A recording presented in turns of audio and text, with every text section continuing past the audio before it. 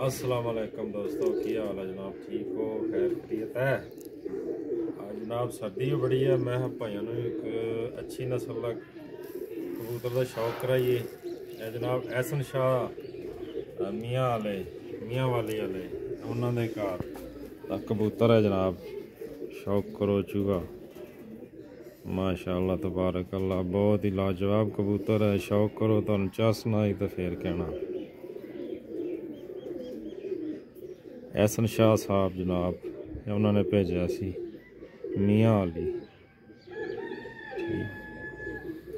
है जनाब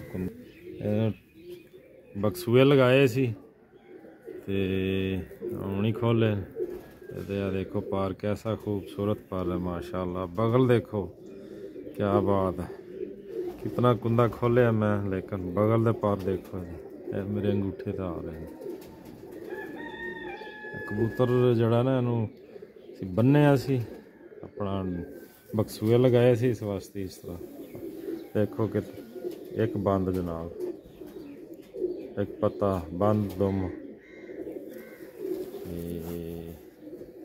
है जनाब। पंजे दे देखो, शौक करो। एक मिनट की बनानी है कबूतर है जनाब, माशाअल्लाह तबारक अल्लाह। जोड़ियां वास्ते जनाब असी मंगाया है चूहा कबूतर, सियालकोटी ब्लड लाइन। बहुत अच्छा कबूतर है माशाअल्लाह।